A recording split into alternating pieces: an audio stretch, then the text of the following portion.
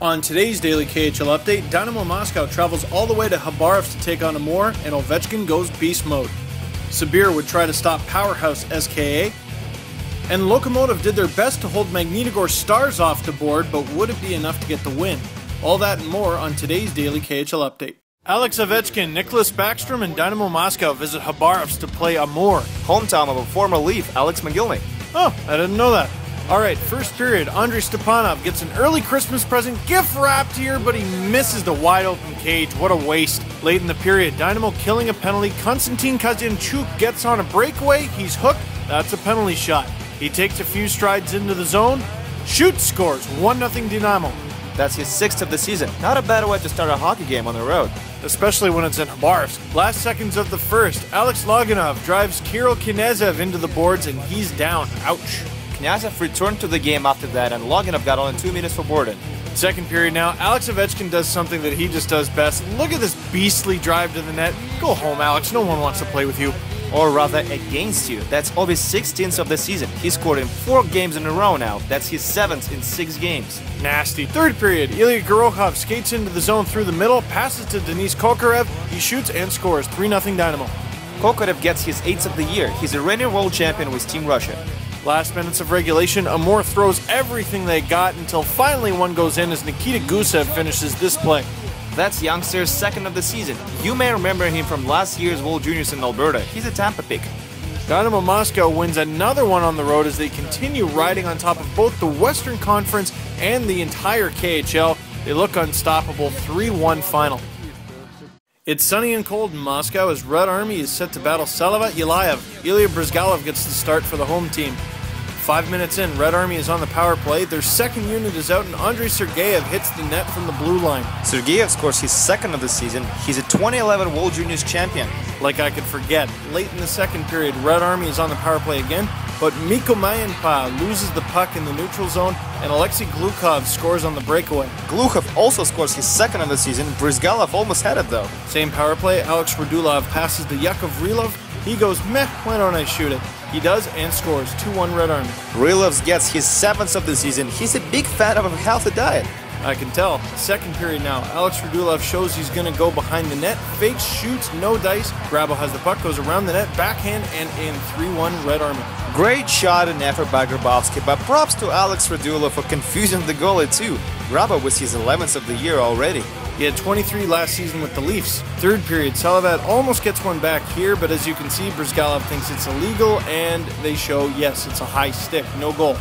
Salavat pulls their goalie, they get into the zone, but the puck ends up on Oleg Kavash's stick. He tries his luck and gets rewarded with an empty netter. 4-1 Red Army. That's his 4th of the season, and the first multi-point game too. Had an assist on the first Red Army's goal. Red Army wins in front of the home crowd. 4-1 final.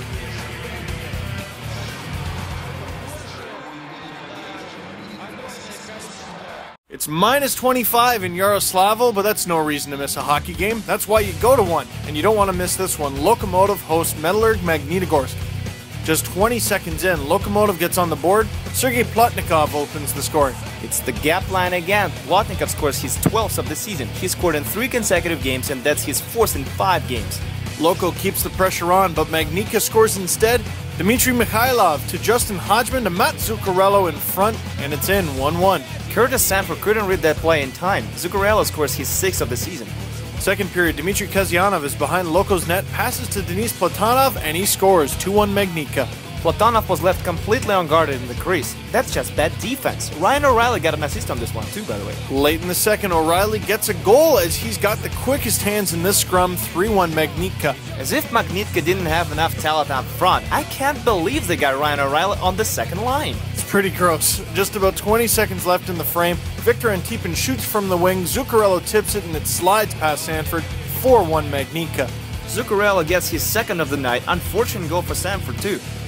Third period now, Malkin with the puck passes to Kazyanov, who sets up Sergei Bernetsky, and he sends it home. 5-1 Magnitka. Bernetsky scores his 2nd of the season. His personal best is 4, and he's only scored 7 goals between the KHL and the Russian Super League before this season. Well, it looks like anyone can score on this team, Andre. Lokomotiv, no slouches themselves, lose their first game at home since November the 28th. 5-1 Magnitogorsk final. Sibir Novosibirsk hosts powerhouse SKA St. Petersburg. First minute of the game, SKA scores. Patrick Thorson behind the net, wraparound, and it's in. 1-0 SKA.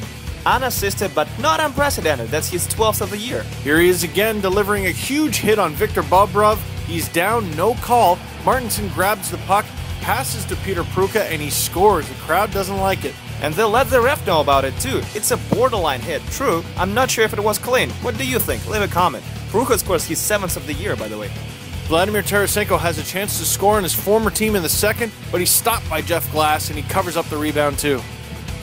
Sibir comes out strong for the third period, and they finally get a goal here as the puck keeps sliding after Victor Drugov's shot. 2-1. That's his 3rd of the season, and Yuri Lehtere picks up another assist here. After the game, his compatriot Jukka Jalonen, head coach of SKA, admitted that Lehtere gave his team a hard time, but that's as close as they would get. 2-1 SKA final. Slovan hosts the top Eastern Conference team Akbars. Happy December.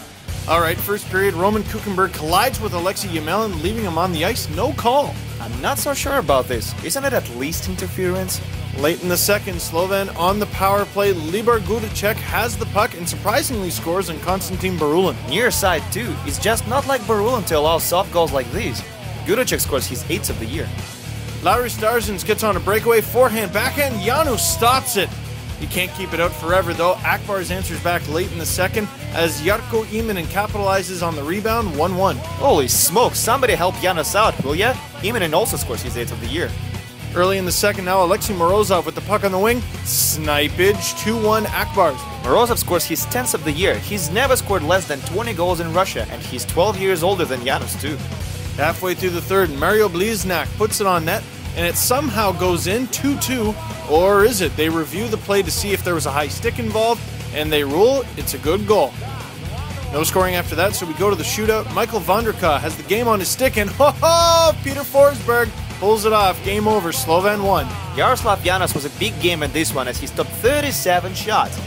Barulin, on the other hand, had an odd off game, stopping just 21 shots. Slovan and their crazy fans get 2 valuable points with a 3-2 shootout final. A few more scores to tell you about.